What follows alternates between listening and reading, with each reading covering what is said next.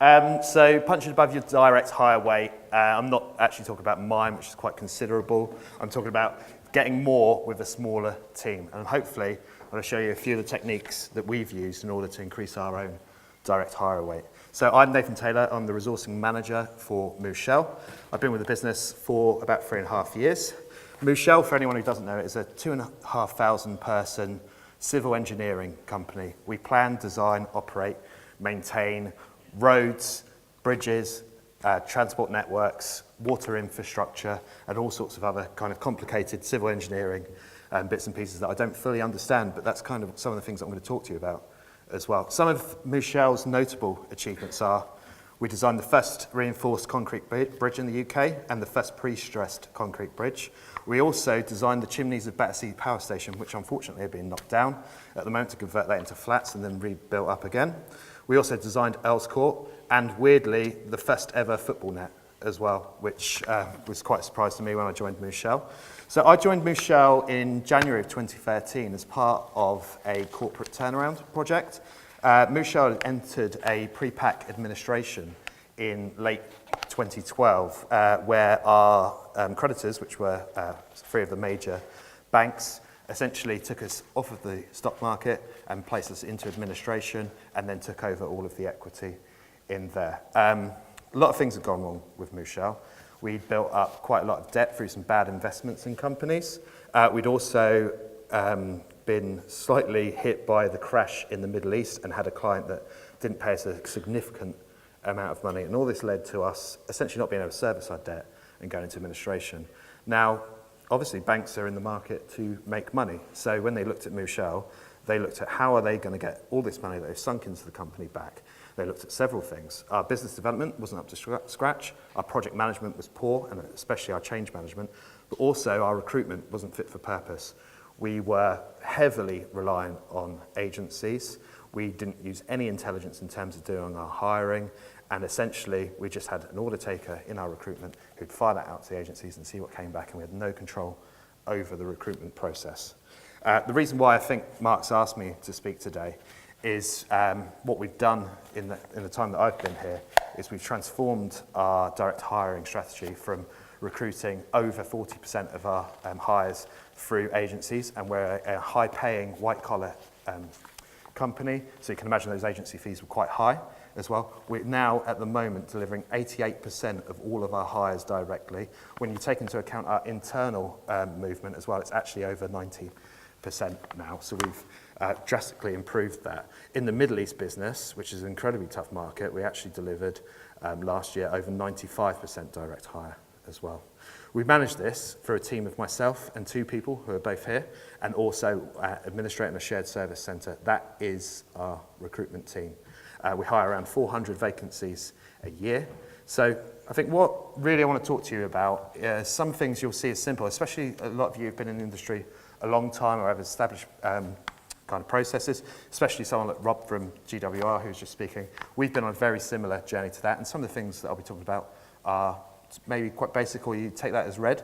What I'm here to tell you is that actually doing the simple things well and talking to people makes the best use of your time and energy and makes you improve your direct hiring strategy and helps make your business successful.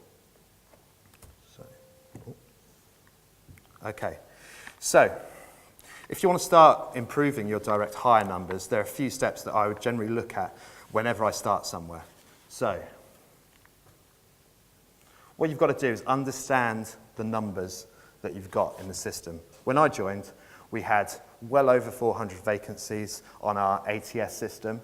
What I found out was actually we only had about 150 real vacancies. No one had taken any interest in engaging with what was our one recruiter to let them know actually even if we're still recruiting. And actually what I was finding is many of those vacancies had actually been filled a long time ago by agencies and no one had updated the ATS.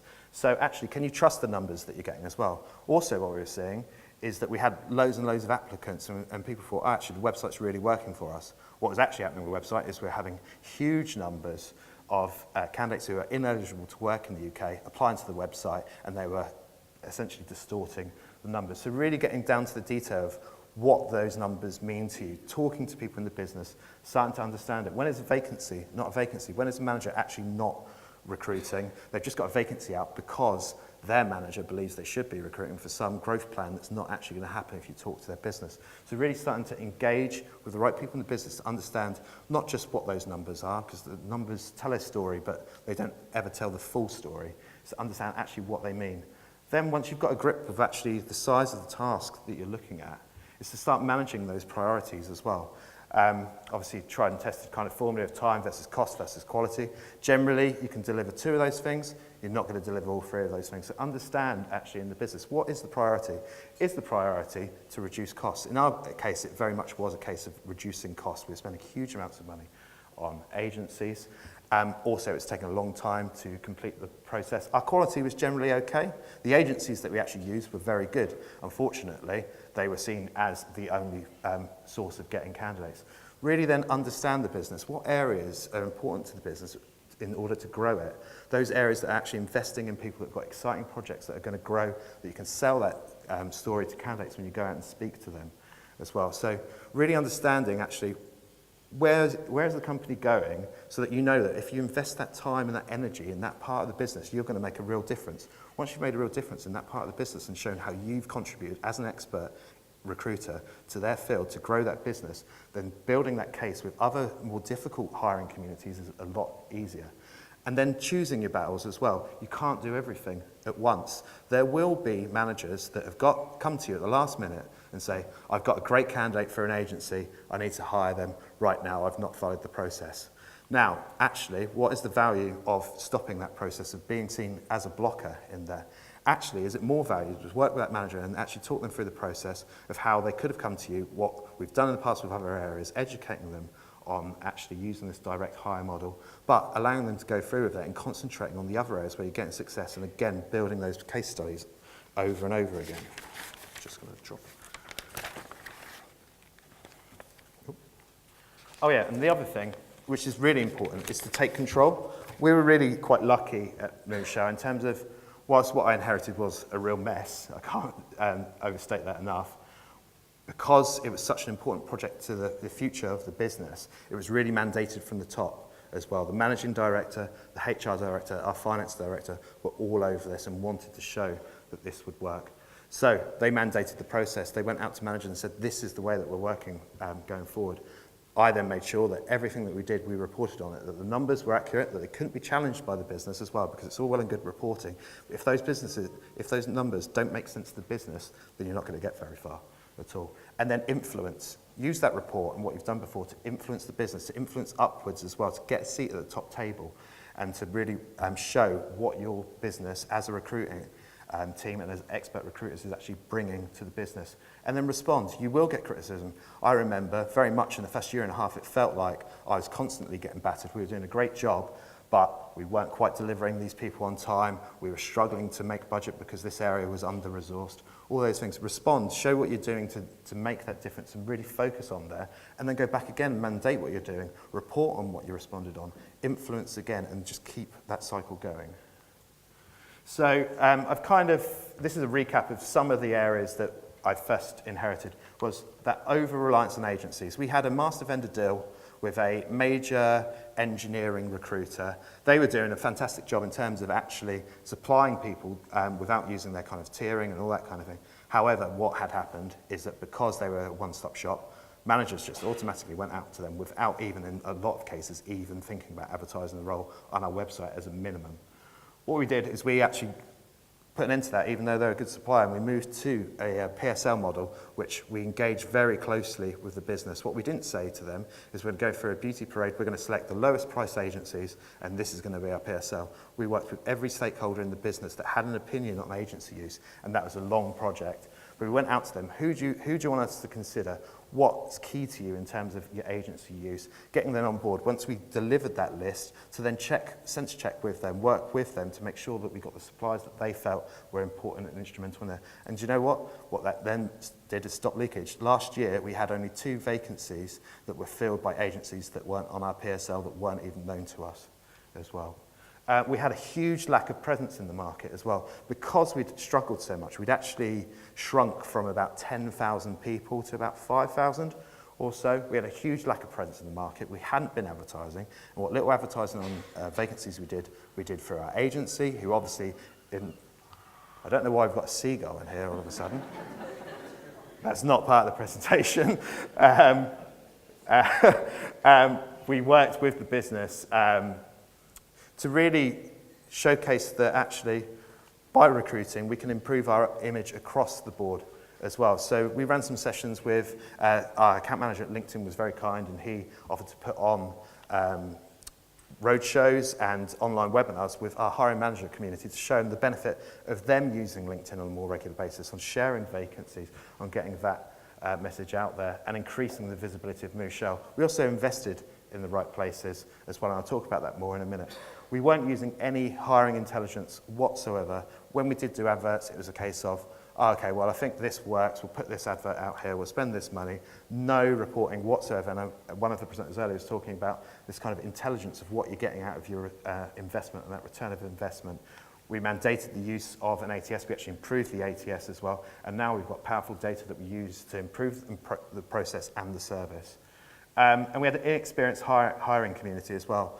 We were coming out the back of a recession, and I think our hiring managers, A, hadn't recruited for a little while, and B, thought it's a buyer's market. If they want to work for Mouchel, they'll knock down the door. I don't really need to sell to them.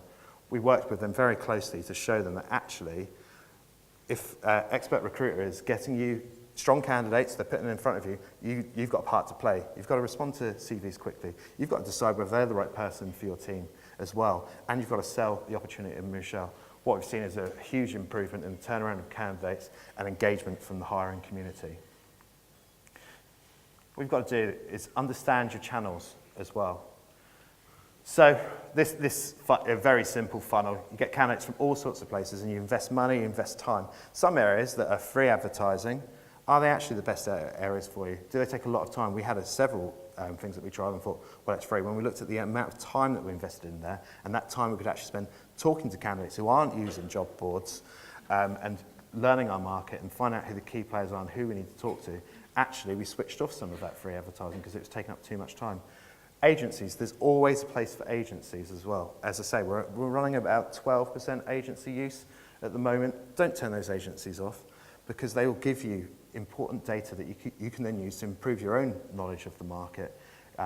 In events, LinkedIn I've spoken about, we use LinkedIn Recruiter, and we've seen some real benefits from doing that. But also, what we've started to see is that maybe there's a bit of saturation in that market. Maybe everyone's using it, and a lot of time can be wasted doing searches of candidates that we've contacted over and over again. Where's the value in doing that? So really what you need to do is start taking control of actually where these messages are going, what you're using, and what the return on that is. And I can't emphasize enough that kind of getting control of it in the first instance and really starting to mandate that. But then what you need to do is let go as well. And the most important thing that I've learned from my time at Mouchel is that you can waste a lot of time on areas that don't add any value to the business whatsoever. The company pay me a decent salary. They pay my team decent salaries. We invest a huge amount in our ATS. We invested a lot of money in LinkedIn, yet we waste time booking interview rooms for people. What value does that have as a professional, booking in interview rooms for people, organising panels to turn up for interviews as well? What you need to do is spend time working with your client and your hiring manager community and actually show them that you're an expert, that you deserve this top place at the table. You're as important to a people business as business development. Business development can sell all they want, but if we haven't got the people to deliver it, we're not having the conversations with the market and understanding where this talent pipeline is coming from, it's no use selling that because we won't be able to deliver it as well. So really getting the business to understand that you are a valuable asset to the company, that you are a profit centre as well. That money that you save through agency recruitment, that money that you earn through getting candidates through the door quicker that you can then charge out to your clients, all of this adds up to making a more successful business. And the sooner the business understand that, the easier that becomes, the more the process becomes mandated. There are some challenges around that, which I'm going to talk about in a second. But think about all these things that waste your time. What value does coordinating the attendance of an interview really place on you? Why can't you push that back to the hiring managers, get them really engaged in the process? What value does it have sourcing candidates for a manager that never calls back? We all have those managers. Or creating vacancies, or going through an admin process with a manager that they could simply do themselves. Also, things like writing job descriptions for a role that you've never worked in, that will probably never touch you again, that you don't really know what it is. What value as a recruiter are you adding to writing that job description? There's much more value in having that conversation with the manager afterwards in terms of, well, actually, how essential is this? How much can you open it up? You're asking for a lot of money here. This is what the market's telling me. This is what our competitors such as Atkins, who are here today, this is what Arup are advertising for. These ways will make your vacancy easier to fill. Okay, so try not to hold on to everything. It takes a lot of energy, it takes a lot of time. All of that time you could invest in much more valuable areas. So sourcing those candidates and developing understanding and being seen, as I keep saying, as an expert. What we do in Mouchel is that our team are set on specific areas of the business and they work as partners with those businesses to really understand what the hiring challenges are, what's coming around the kind of corner, what the priorities are at any one time as well, and advising those managers on how long it's going to take to source that candidate, whether actually in this case we're better off going out to an agency, we've exhausted that market. Let's concentrate on using an agency and I'll work on these vacancies and really building that trust that actually you know what you're doing, you're a skilled recruiter and that you're an expert as well as they are. Okay. The more you give some of this away, the more time you get back to focus on everything as well. So it becomes a snowball effect as well, and that kind of snowball will move and move and move, and you'll get more candidates in, you'll spend more time starting to manage those candidates, and then what you need to do is look at actually what parts of this can we pass over. So one of the key areas that we passed over, actually, and this probably flies in the face of some of the things that we've been talking about, is the onboarding of candidates. What we actually found through looking at the numbers is that our dropout rate was minimal, that actually once we get candidates offer acceptance, that the shared service centre process actually works really well. So actually as a recruiter, what are we actually adding to that process? Can we pass that over? And again, concentrate on getting more people into the funnel, talking to people, convincing them that Mouchel is the right place to work for. Okay. So some of the benefits and challenges. Now, as professional recruiters and sourcers, a lot of you are going to know what the benefits of direct hire. It obviously reduces cost. There's a lot of evidence that it improves the quality of hire because a lot of the time you're talking to candidates who won't engage with agencies. Brand recognition, for us, it's hugely increased our brand recognition, us advertising directly, telling the story the way that we want it pitched in terms of placing ourselves as a growing company in the minds of candidates. And we're talking to candidates and they're saying to us, actually, we've seen the journey that you've been on because we've seen the way that you've been advertising the roles or the way that you've repositioned yourself. I've got an interesting kind of story about what we've done with transport planning in a second, just to talk to you about, which is really kind of showing that. It also gives us control of things like your diversity agenda as well. So you start grabbing hold of that and owning it yourself rather than agencies managing what the message is. The amount of times that I've in the past have spoken to candidates who've come along for an agency, they don't know your company from Adam. A lot of the time they don't even know what the vacancy is as well. So you start to control actually what you're telling candidates and what the messages you're putting out in the market. Some of the challenges are time to hire. That will go down in the short term a lot of times, simply because you need to understand that market. It's not just a case of turning the handle and these candidates magically fall out from anywhere. They will take time to bring through. Also, what we found is that we've done such a good job in turning our managers off from agencies that they now refuse to use agencies at all, even though they've got these huge recruitment budgets sat in their cost centres that they're not using, and every year they pass back to finance to show what a good job they've done of saving costs. However, we need to have these honest conversations with them when we've exhausted that market that they really need to use agencies. So that is an area that does occasionally lead to our time to hire going slightly up. Hiring managers support. So I've said obviously what you need to do is give out control and let managers do stuff, but what you've got to do is give them that network to those resources to actually manage the hiring process, to be a hiring manager, not just a manager who receives a CV and then expects you to do everything for them. So what we've done, I think similar to the GWR presentation, is standard interview packs that people can roll out. We've got an easy way for them to create their own job descriptions now. We've got a way for them to track and manage the authorization process themselves. So all of these things are very kind of second nature to them, which allow us to focus on the things that we can add value in doing. Candidate management will take time because hopefully, as I say, you get more candidates through the door for the extra networking, the extra advertising, the understanding of the business. And then time management. If you don't let go of a lot of these activities, and I think as Mark kind of asked the question earlier about what the challenges are, a lot of people said time. If you don't let go of the things that are a drain on time, that aren't what you're employed to do, then you're going to struggle with time management. What I would say is our team is very small. As I say, it's 3 people hiring around 400 people here. None of us work particularly long hours at all, other than kind of end of the month for reporting and those kind of things, because we know what to let go.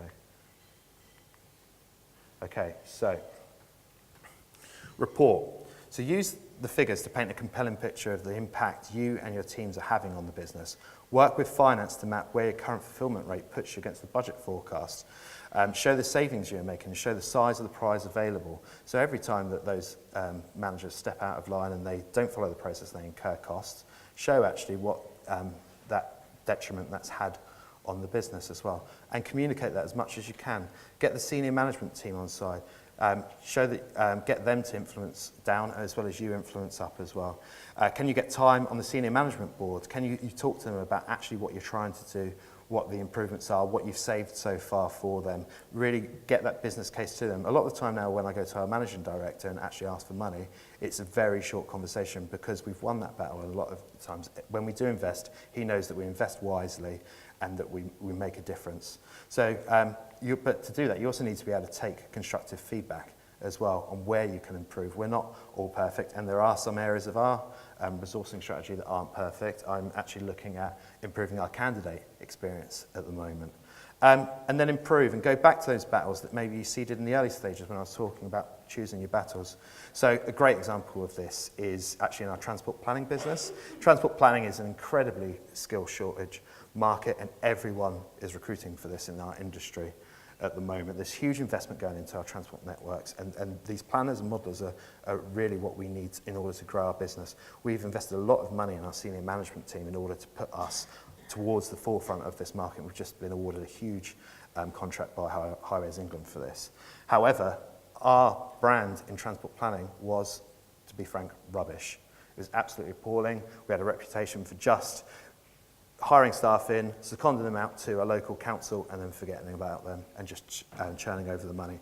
What we looked at was actually a long-term project to improve our brand mainly through our hiring strategy, through producing tailored advertising, material, video, and also taking a long-term view. We worked very closely with senior management teams that this isn't going to turn around very quickly. He was in the early days not very understanding of that, but once we showed him actually all of these things we were doing, we had a huge plan to improve things. And Andy, who's sat over there, managed that project from beginning to end. Before that, we were recruiting around 60% of all of our transport planners for agencies. This year to date, we're actually running at nearly 90% of transport planners are coming through direct resourcing, and that is an incredibly tough market. And that's a battle that we wouldn't have won if we said to Darren, who owns that business early on, no, you can't use agencies, you need to use the direct hiring model, and there's a lockdown on that. Because his business wouldn't have grown, it would have failed, he'd have moved on, and it would have been recruitment kind of carrying the can for that. So, but have a think about what else you can improve as well, because it's very easy for me to sit here and think, actually, we've achieved all these things over the last few years. We've really saved this money. We've increased our direct hire. But actually, there's always areas that you can improve. So just think about actually what you can do more to get more candidates into that funnel, to manage those candidates better, to really influence the hiring community to play their part as well. And I can't emphasize that enough, is to get the hiring managers to play their part. So some of the results. So we've reduced agency use from around 40% to 12%, and as I say, we're on track probably to reduce that to 10% by the end of the year. We've reduced the actual cost of our hire through the PSL by reviewing our agency use, and actually our average agency fee has come down by £2,000. Our cost of hire is now reduced to £418 per hire, which in a white-collar engineering industry is a pretty good rate. We were at well over £1,500 when I joined, and actually we've achieved over £1.5 million in agency savings on a like-for-like basis. That's not saying every vacancy that we fill, oh, we've saved that fee. That's actually saying compared to the run rate that we were at on a year-by-year basis, this is the money that we've saved compared to last year on a compound amount. But it's not just that as well. We've improved our visibility of the company. We've engaged better people. Our attrition rate in our first year has gone down. Our quality of hire has gone up. On our last staff engagement survey, that also went up as well. So all of these things are contributing, and again, as I've emphasised, hopefully, several times, it's having those conversations with senior people in the business and making them understand how important it is to have a respected and skilled recruitment team that is actually seen by the business as something that's generating an engine for growth of the business, not just an overhead that can be told, you need to do this, you need to do that, where are my candidates, whereas they actually work as a partner with the business. So hopefully that's a bit of an overview. I'm conscious that I may have rushed through that quite quickly, or I might have gone over. I wasn't looking at my watch. But has anyone got any questions? Apart from where that seagull came from. Hello. I had no glasses, sorry. We've been on a similar journey in terms of reducing the agency usage. I'm just wondering, one of the things that you didn't go over is how you keep the agencies motivated, because I agree with you, there is always that need. Have you got any things you did specifically to keep them engaged? So what we found, it was actually with that agency hiring that we do, the way it's come down is, so let's just say it's, because it will be by the time we do the next report, 10% of that. Of actually that 10%, half of that is with one agency, and that is actually our former master vendor. So the one way that we kept them on side is actually, through them doing a good job, we actually increased the rates that they were charging us, and we balanced that out in other areas as well. And we have quite stringent kind of vendor management process for that. I have a monthly account meeting with our account director, and I know that Stuart and Andy have weekly calls with them to keep them on side.